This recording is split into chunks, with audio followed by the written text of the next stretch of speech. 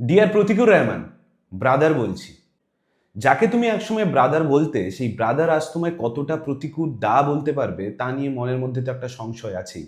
In fact তোমাকে তুমি বলবো কিনা সেটা নিয়েও মনের মধ্যে আজকের পর থেকে অন্তত একটা দ্বিধা আর ঘৃণা দুটোই জন্মাচ্ছে। তাতে যে তোমার এখন খুব একটা যায় আসবে তাও আমি মনে করি না, কারণ যে প্রতিকুর রহমান হাজার হাজার কমরেডকে স্বপ্ন দেখিয়েছিল, যে প্রতিকুর রহমান হাজার হাজার কমরেডকে আপন করে নিয়েছিল, একটা রাতেই যখন তাদের বুকে সে ছুরি মারতে পারে তখন মনে একটা সন্দেহ জন্মায়, এই প্রতিকুর রহমানরা রক্তে মাংসে গড়া মানুষ কিনা।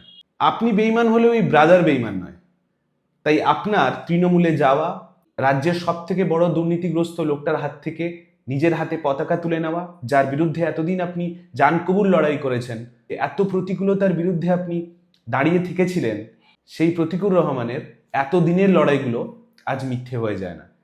যে এত তরুণ তরুণীদের প্রতিকুর রহমানরা স্বপ্ন দেখিয়েছিল, তারা রাজনীতিমুখী হয়েছিল, সেই প্রতিকুর রহমানের অবদান আমার জীবনে কিংবা আমার মতো আরও অনেক হাজার হাজার ছেলে মেয়েদের জীবনে সেগুলো মিথ্যে হয়ে যায় না। আমি আজকে একটু কিছু আমার ব্যক্তিগত অভিজ্ঞতাও শেয়ার করব, তার সাথে প্রতিকুর রহমানের চলে যাওয়া, তার পেছনের কি রহস্য তা নিয়েও একটু বোঝার চেষ্টা করব।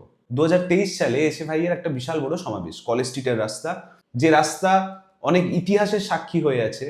সেই কলেজ স্ট্রিটের রাস্তায় এসএফআই-এর মঞ্চে, যার হাত ধরে আমি প্রথম মঞ্চে উঠেছিলাম, বক্তৃতা দিয়েছিলাম, কথা বলেছিলাম, অনেক মানুষের সাথে জনসংযোগ হয়েছিল সেদিন, সেই ভয়টা কাটিয়ে উঠতে পেরেছিলাম, তার নাম প্রতিকুর রহমান। এবং নিশ্চয়ই সৃজন ভট্টাচার্য তাদের মধ্যে একজন। ওই প্রোগ্রামের ঠিক আগের দিন রাত্রে প্রায় ওই 12টা-1টার সময় আমার কাছে একটা ফোন আসে, ব্রাদার আমি প্রতিকুর দা বলছি, একটা আমাদের এসএফআই এর অনুষ্ঠানে একটা গান করবে।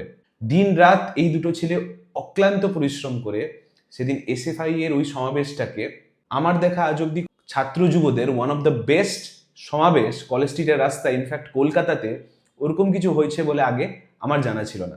আমি নিজের চোখের সামনে সেগুলো হতে দেখেছিলাম। সেদিন অনেক তরুণ নেতা নেত্রীরা বক্তব্য দিয়েছিলেন, পেছন থেকে দাঁড়িয়ে, স্টেজের পেছন থেকে দাঁড়িয়ে আমি সবটা শুনেছিলাম। সেদিন যার বক্তব্য সবার মন কেড়েছিল, হাজার হাজার ছেলে মেয়েরা সামনে থেকে বক্তব্য শুনছিলেন, তার নাম ছিল প্রতিকুর রহমান। আগুন ঝরানো বক্তব্য। সেদিন প্রথমবারের জন্য অনেক কিছু হতে দেখছিলাম, এত মানুষের সমাবেশ, সবটা মঞ্চ থেকে দাঁড়িয়ে দেখা। অর্কদা গান গাইলেন, আসছে নতুন দিন, এ লড়াই তোমারও বলো। বিশ্বাস করুন সেদিন গায়ের লোম খাড়া হয়ে গেছিল। আমার আজও দিনটা মনে আছে, এবং ওটার একটা ভিডিও আমার কাছে, এগুলো তো একটা জীবনের প্রাপ্তি, ভিডিওটা আমার কাছে রাখা আছে, যেখানে আমি সৃজন দা প্রতিকুর দাকে দেখাচ্ছি, দেখো আমার গায়ের লোম কিভাবে খাড়া হয়ে যাচ্ছে।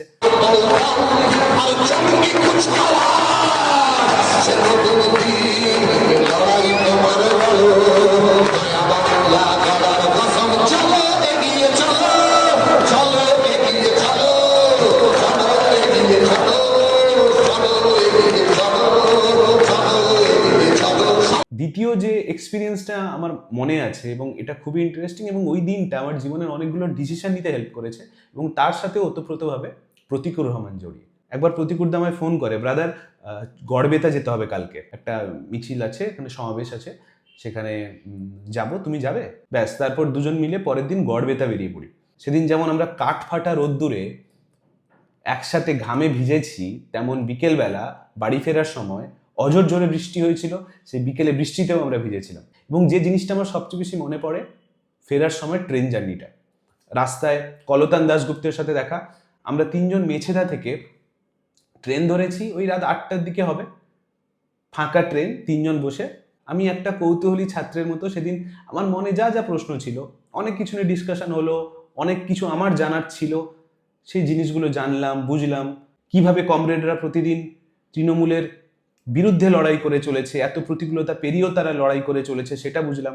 তবে যে প্রশ্নগুলো আমি প্রতিকুরদাকে করেছিলাম তা স্পষ্ট আমার মনে আছে। তার মধ্যে একটা হলো, তুমি কখনো তৃণমূল থেকে অফার পাওনি? তোমার কখনো নেতা মন্ত্রী, গাড়ি থাকবে, এই ট্রেনে যাতায়াত করতে হবে না, এইগুলো মনে হয়নি? আমাকে সেদিন প্রতিকুরদা একটা কথা বলেছিল, তৃণমূলের বিরুদ্ধে লড়াই করাটা খুব একটা কঠিন কাজ নয়। তৃণমূলের বিরুদ্ধে রোজ লড়াই করা, মাঠে ময়দানে থেকে রাজনীতি করা, এটার থেকেও সবচেয়ে বেশি যে কঠিন যুদ্ধটা আমাদেরকে রোজ লড়তে হয়, তা হলো নিজের সাথে, নিজের লোভ, নিজের প্রলোভন, এইগুলোর সাথে রোজ আমাদেরকে লড়তে হয়। এবং আজ অবধি সে লড়াইটা আমি বা আমরা জিতে আসছি। আমার দ্বিতীয় প্রশ্ন ছিল প্রতিকুর রহমানকে, এইটুকু টাকা যে পার্টি ওয়েজ পাও তাতে সংসার চলে যায়, কিভাবে চলে? তখন প্রতিকুর রহমান আমাকে বলেছিল, ব্রাদার, একটা রিক্সাওয়ালা কলকাতা শহরে যদি ওই টাকায় নিজের সংসার চালিয়ে নিতে পারে, আমি কেন পারবো না? এবং এই কথাগুলো, এই এক একটা কথা, এক একটা সেন্টেন্স আমার জীবনের অনেকগুলো ফিউচার ডিসিশন নিতে হেল্প করেছে। আমার মনে হয়েছিল কখনো রাজনীতিতে ঢুকবো, কিন্তু ভেবেছিলাম যতদিন না একটা প্রতিকুর রহমান না হয়ে যাচ্ছি, যতদিন না একটা সৃজন ভট্টাচার্য না হয়ে যাচ্ছি, যতদিন মনের মধ্যে এই লোভ, প্রলোভন এইগুলো ত্যাগ না করতে পারছি, আমি নিজেকে তৈরি না করতে পারছি, রাজনীতিতে ততদিন পা মারাবো না। অনেকে আমাকে একটা প্রশ্ন করেছে এবং এখনো করে যে তোমার রাজনীতির প্রতি ইন্টারেস্ট কবে থেকে হলো, কি দেখে রাজনীতির প্রতি ইন্টারেস্ট হলো? আমি তাদেরকে একটা উত্তর দিতাম, অনেকগুলো নাম নিতাম, তাদের মধ্যে নিশ্চয়ই প্রতিকুর রহমানের নাম থাকতো, যে একদিন যেন প্রতিকুর রহমান হতে পারি, একদিন যেন সৃজন ভট্টাচার্য হতে পারি, একদিন যেন শতরূপ ঘোষ, দীপশিতা ধর হতে পারি। আর আজকের দিনে দাঁড়িয়ে সেই একই প্রশ্ন যদি আমাকে কেউ করে, আমার উত্তর হবে আমি জীবনে যাই করি না করি অন্তত একটা প্রতিকুর রহমান যেন না হয়ে যায়। এটা ছিল 2025 সালের প্রতিকুর রহমানের গল্প। তারপরে একটা নতুন প্রতিকুর রহমানকে দল চিনল, আমরাও আস্তে আস্তে কম বেশি চিনেছি, এবং এর পরের কয়েক মিনিট আমি সেই প্রতিকুর রহমানকে নিয়ে কথা বলবো। গত কয়েকদিন ধরে যে এপিসোড আপনারা দেখলেন প্রতিকুর রহমানকে নিয়ে, এর সবটা সাজানো ছিল আইপ্যাকের দ্বারা, এবং নিশ্চয়ই কুণাল ঘোষের মধ্যে যুক্ত ছিলেন। আমি কুণাল ঘোষের সাথে আমার ব্যক্তিগত সম্পর্ক খারাপ বলে আমি ওনার নাম বলে দিচ্ছি তা নয়। আমি যেটা জানি, আমি 100% জেনে বলছি যে এর মধ্যে আইপ্যাক আর কুণাল ঘোষের একটা বড় হাত ছিল। এবং এই ঘটনাটা শেষ 2 দিন 4 দিন 5 দিন ধরে চলছে না, এই ঘটনাটা চলছে শেষ 2 মাস ধরে। 2 মাস ধরে একটা স্ক্রিপ্ট রেডি করা আছে যে এরপরে কি হবে, তারপরে কি হবে, এটা বললে কখন বলবে, সেটা বললে কখন বলবে, কাকে বলবে এবং কিভাবে বলবে, এই সবটাই পুরোপুরি সাজানো ছিল। আমরা টিভি মিডিয়ায় প্রথম অসন্তোষ প্রকাশ করতে দেখি প্রতিকুর রহমানকে কখন, যখন হুমায়ুন কবিরের সাথে মোহাম্মদ সেলিম বৈঠক করলেন।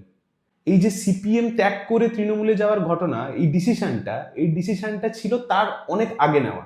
কিন্তু প্রতিকুর রহমান তো এটা বলতে পারবে না আমার একটা পদ চাই, আমার একটু সম্পত্তি চাই, তাই আর সিপিএম করতে ভাল লাগছে না, তাই আর কমিউনিস্ট পার্টি করতে ভাল লাগছে না, তাই আমি তৃণমূলে যেতে চাই। নিশ্চয়ই যারা দল পরিবর্তন করে তারা কোনোদিন এই কথা বলবেন না। তাই একটা বাহানা খুঁজছিলেন কখন কিভাবে বেরানোর সময় এমন একটা অজুহাত দেওয়া যায় যাতে আমার এই অজুহাতটা মানুষের কাছে অর্গ্যানিক লাগে। ফেসবুকে পোস্ট নীতি নৈতিকতা ছাড়া কমিউনিস্ট পার্টি নাকি করা যায় না, এই পোস্টটাও আমি দায়িত্ব নিয়ে বলছি, এটা প্রতিকুর রহমানের কথা নয়, এটা আইপ্যাকের লিখে দেওয়া একটা স্টেটমেন্ট যেটা প্রতিকুর রহমান তার ফেসবুকের দেওয়ালে চিপকে দিয়েছেন। এবং নিশ্চয়ই ওর টার্গেট ছিল, ইনফ্যাক্ট ওটা প্রতিকুর রহমানের টার্গেট নয়, ওটা আইপ্যাক, কুণাল ঘোষ, পুরো টিএমসি ইকোসিস্টেমের টার্গেট ছিল দুজন, এক মোহাম্মদ সেলিম এবং দুই শতরূপ ঘোষ। এই শতরূপ ঘোষকে তৃণমূল থেকে কত অফার দেওয়ার পরেও, কতবার নিজেদের দলে টানার চেষ্টা করার পরেও ওই ছেলেটাকে দমানো যাচ্ছে না। ওই ছেলেটা টিভি মিডিয়ায় গিয়ে টিএমসির কাপড় খুলে কেচে দেওয়ার মতো অবস্থা করে। রোজ টিভিতে বসলে কোনো টিএমসির প্রতিনিধি মুখ কালো করে বাড়ি ফেরে, সেই যন্ত্রণা কুণাল ঘোষরা নিতে পারতেন না। মাঠে ময়দানে লড়াইতে হয়তো কুণাল ঘোষরা এগিয়ে আছেন, জিতছেন, কিন্তু এই শতরূপ ঘোষদের কাউন্টার টিভি মিডিয়াতে বসে যুক্তি দিয়ে কথা বলার মানুষটাও নেই, কিংবা শতরূপ ঘোষদের কাউন্টার করার মতো এখনো ছেলে পাওয়া যাচ্ছে না, এখনো ভালো ভালো ছেলে মেয়ে দলে আনা যাচ্ছে না। যেখানে কুণাল ঘোষকেই ধুয়ে কাপড় পরিয়ে দেয়, সেই কুণাল ঘোষের একটা ব্যক্তিগত রাগ ছিল, একটা প্ল্যানিং ছিল যে বেরোনোর আগে দুজনকে কালিমালিপ্ত করে যাও, এক শতরূপ ঘোষ, দুই মোহাম্মদ সেলিম। এবারে মোহাম্মদ সেলিম কেন? দেখুন, হুমায়ুন কবিরের সাথে মোহাম্মদ সেলিমের বৈঠকটা ঠিক ছিল, ভুল ছিল, তা নিয়ে অনেক বিতর্ক করা যায়, কিন্তু একটা জিনিস যেটা সত্যি ছিল তা হলো পুরো মমতা বন্দ্যোপাধ্যায়ের ঘুম ছুটিয়ে দিয়েছিল ওই হুমায়ুন কবির আর মোহাম্মদ সেলিমের বৈঠক। আমি বলছি প্রতিকুর রহমানের সাথে শতরূপ ঘোষ কিংবা মোহাম্মদ সেলিমের কোনো দিন কোনো ঝামেলা ছিল না, কোনো দিন কোনো কালে কোনো ঝামেলা ছিল না। এই সবটাই সাজানো হয়েছে ওপর থেকে। প্রতিকুর রহমানের একটা স্টেটমেন্ট কিভাবে শতরূপ ঘোষকে টার্গেট করেছে তা আমরা দেখেছি, যে অনেকে গাড়ি চড়ে স্টুডিওতে যায়, ক্রিম মেখে যায়, এবং তাকে উদ্দেশ্য করে লেখা যে নীতি নৈতিকতা ছাড়া কমিউনিস্ট পার্টি করা যায় না। সত্যি তো, নীতি নৈতিকতা ছাড়া সত্যি কমিউনিস্ট পার্টি করা যায় না, আর করা যায় না বলেই আপনাকে আজ তৃণমূলে দেখা যাচ্ছে। যে শতরূপ ঘোষ বলেছিল নীতি নৈতিকতার দায় শুধু আমাদের একার নয়, সেই শতরূপ ঘোষ এটা বলার পরেও লাল ঝান্ডাটা এখনো আঁকড়ে ধরে আছে। আর নীতি নৈতিকতার জ্ঞান কপচানো আপনি প্রতিকুর রহমান আর তৃণমূল কংগ্রেসের সবচেয়ে বড় দুর্নীতিগ্রস্ত নেতার হাত থেকে পতাকা নিচ্ছেন। বাহারি দ্বিচারিতা। নীতি নৈতিকতার জ্ঞান কপচানো প্রতিকুর রহমান যখন মঞ্চ থেকে দাঁড়িয়ে বলতো যারা চুরি করে তাদের চোর বলে, যারা ধর্ষণ করে তাদেরকে ধর্ষক বলে, যারা ডাকাতি করে তাদেরকে ডাকাত বলে, আর এই সবটা যারা একসাথে করে তাদেরকে তৃণমূল কংগ্রেস বলে।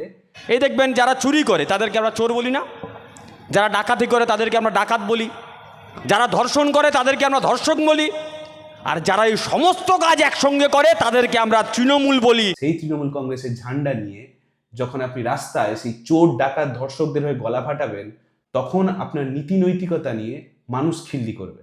শতরূপ ঘোষ কেন 22 লাখের গাড়ি চড়বে? সত্যিই তো। আমি এমন একটা বরং দল বেছে নিব যার কাউন্সিলর কোটি কোটি টাকার অ্যাস্টন মার্টিন চেপে ঘুরে বেড়ায়, যার শিক্ষামন্ত্রীর বাড়িতে 50 কোটি টাকা পাওয়া যায়, আমি সেই দলকে বেছে নিব। যারা চুরি করে উপার্জন করে আমি সেরকম নেতাদের বেছে নিব। আমি কেন শতরূপ ঘোষের দলে থাকবো? যে যে কাজটা ভালো পারে সে সেই ফিল্ডে সেই কাজ করছে। কেউ টিভি মিডিয়াতে গিয়ে নিজের যুক্তি দিয়ে ভালো কথা বলতে পারে, কেউ মিটিং মিছিলে গিয়ে মানুষ জড়ো করতে পারে, কেউ ভালো দেওয়ালটা লিখতে পারে, কেউ পত্রিকায় কাজ করে, কোনো পার্টির হোল টাইমার ড্রাইভারি করে, কেউ রান্না করে।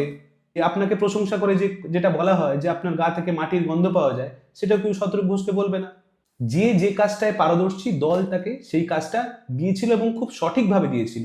এবং এত ইয়াং জেনারেশনকে সামনে আস্তে আস্তে উঠিয়ে আনা হচ্ছে, তারপরেও যদি হিংসা থেকে, তারপরেও ক্ষমতার লোভ থেকে, টাকার লোভ, অহংকার আপনাকে একটা গর্তে এনে ফেলে দিল। আর মোহাম্মদ সেলিমকে আপনি সাম্প্রদায়িক বলছেন। দেখুন, দলে হাজার হাজার প্রতিকুর রহমানরা আছে যারা মাঠে নেমে কাজ করে, কিন্তু আপনি একটা প্রতিকুর রহমান হয়েছিলেন কারণ এই দল চেয়েছিল বলে, এই ঝান্ডা চেয়েছিল বলে। আপনাকে 2021 সালে প্রার্থী করা হলো বিধানসভায়, 2024 সালে লোকসভায় ডায়মন্ড হারবার থেকে প্রার্থী করা হলো আপনার এরিয়া থেকে, 2019 সালে রাজ্য কমিটিতে মেম্বার করা হলো। এরপরেও যদি আপনি বলেন আপনি দলে জায়গা পাননি, আপনার দলে গ্রোথের কোনো পসিবিলিটি ছিল না, আমি বলবো আপনার লোভ আপনাকে শেষ করে দিয়েছে। হুমায়ুন কবিরের সাথে মোহাম্মদ সেলিম বৈঠক করেছে, তাই মোহাম্মদ সেলিম সাম্প্রদায়িক। হুমায়ুন কবির যে 30% হিন্দুকে কেটে ভাগীরথীর জলে ভাসিয়ে দেবে বলেছিল, আর এই কথাটা যখন বলেছিল তার মুখ্যমন্ত্রী ছিলেন মমতা বন্দ্যোপাধ্যায়, তার দলের নেত্রী ছিলেন মমতা বন্দ্যোপাধ্যায়, এবং এই কথা বলার পরেও মমতা বন্দ্যোপাধ্যায় সেই হুমায়ুন কবিরের বিরুদ্ধে একটাও অ্যাকশন নেয়নি।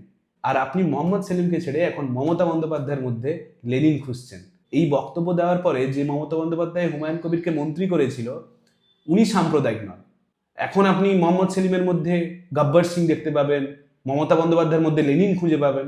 এটাই স্বাভাবিক, এটাই হয়ে আসছে।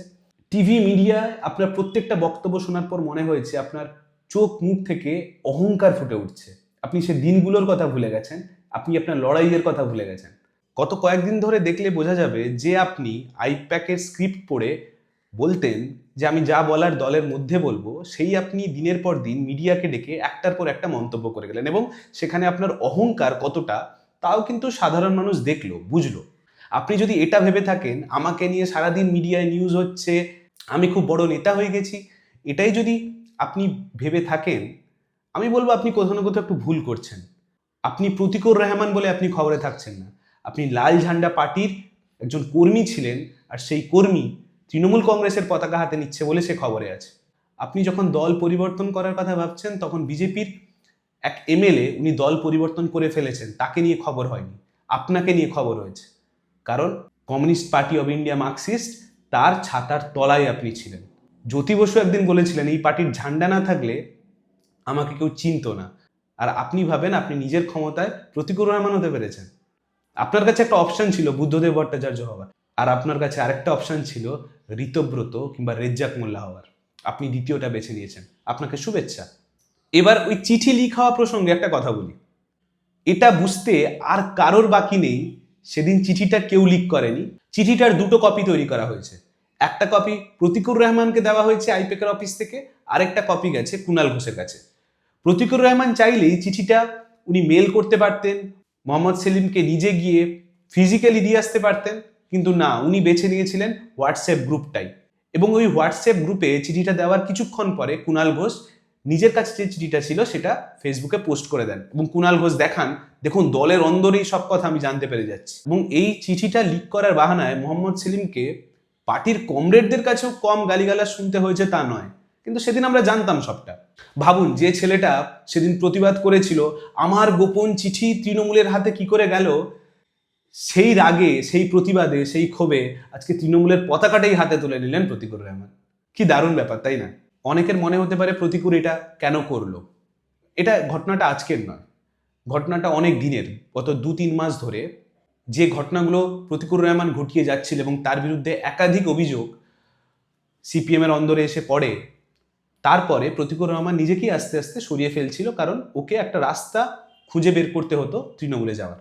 ও ক্ষেত মজুরের সংগঠনের সাথে যুক্ত। যেদিন ওই দক্ষিণ 24 পরগনায় ক্ষেত মজুরের একটা অনুষ্ঠান হচ্ছে, তখন সেখানে না পৌঁছে অভিষেক বন্দ্যোপাধ্যায়ের ক্লোজ একজন এসডিপিও, যার নাম মিঠুন, তার যে ফেয়ারওয়েল প্রোগ্রাম সেখানে গিয়ে গদগদ হয়ে কি প্রশংসাটাই না করেছেন সেদিন প্রতিকুর রহমান ওই পুলিশ অফিসারের। কে ওই পুলিশ অফিসারটা? যে পুলিশ অফিসারটা দিনের পর দিন সিপিআইএম কর্মীদের মিথ্যে গাঁজা কেস, মিথ্যে কেস দিয়ে জেলে ঢোকাতো, তার ফেয়ারওয়েলে গিয়ে প্রতিকুর রহমান তার প্রশংসা করে আসছেন ওনার যখন উপস্থিত থাকার কথা ছিল সেই ক্ষেত মজুরের প্রোগ্রামে। তারপরেও এত বড় একটা সম্ভাবনা, প্রতিকুর রহমানের মতো একটা বড় মুখ, তাকে দল হারাতে চায়নি। দল তার সাথে কথা বলার চেষ্টা করেছে, কিন্তু সেই প্রতিকুর রহমান আজ বেরানোর সময় কাকে ভিলেন করে যাচ্ছেন? না মোহাম্মদ সেলিমকে। তৃণমূল এতদিন ধরে গরু, বালি, কয়লা এগুলো পাচার করতে জানতাম, একটা দল থেকে গোটা প্রতিকুর রহমানকে পাচার করে দিচ্ছে, এটা ভাবলে একটু কষ্ট তো হয় বই কি। প্রতিকুর রহমানের কাছে একটা সুযোগ ছিল এটা প্রমাণ করে দেওয়ার, আমি কোনো গরু নই, আমি কোনো বালি নই, আমি কোনো পায়খানার বাথরুম নই যে তৃণমূল চাইলেই আমাকে পাচার করে ফেলতে পারে। কিন্তু আমাদের সবাইকে হতাশ করে প্রতিকুর রহমান প্রমাণ করে দিল ও গরু বাছুরের থেকেও কোনো অংশে কম নয়। যাই হোক, ছেড়ে যাওয়ার অনেক অজুহাত থাকলেও থেকে যাওয়ার একটাই কারণ লাগতো, কিন্তু প্রতিকুর রহমান সেই কারণটা খুঁজে পেতে চাননি। তাকে নতুন যে দল উনি করছেন তার জন্য অসংখ্য অভিনন্দন। উনি যা যা চেয়েছিলেন সিপিআইএম দলে, যেগুলো উনি পাননি, আমি আশা করব সেই জিনিসগুলো উনি তৃণমূল কংগ্রেসে গিয়ে পাবেন। উনি প্রশ্নহীন অনুগত্য চাননি, উনি চেয়েছিলেন প্রশ্ন করলে যেন উত্তর পাওয়া যায়। আমি আশা করব উনি লিপস অ্যান্ড বাউন্স নিয়ে অভিষেক বন্দ্যোপাধ্যায়কে প্রশ্ন করবেন, উনি মমতা বন্দ্যোপাধ্যায়কে প্রশ্ন করবেন কেন সেদিন আনিস খানকে মারা হয়েছিল, এবং এই প্রশ্নগুলো করার জন্য ওনার জিভ কাটা যাবে না। উনি যে কর্পোরেট স্টাইল সিপিএম দলের অন্দরে পছন্দ করেননি, আমি বিশ্বাস করব উনি তৃণমূল জয়েন করার সাথে সাথে তৃণমূল আইপ্যাক বলে এই প্রাইভেট কোম্পানিকে আর কাজে লাগাবে না। আমি বিশ্বাস করব প্রতিকুর রহমান সিপিএমএ থেকে যে অর্থ, ক্ষমতা, সেগুলো সে দিনের পর দিন সেগুলো থেকে বঞ্চিত দেখেছে, তৃণমূল কংগ্রেসে গিয়ে সেগুলো পাবে। ধন্যবাদ, সবাই ভালো থাকবে।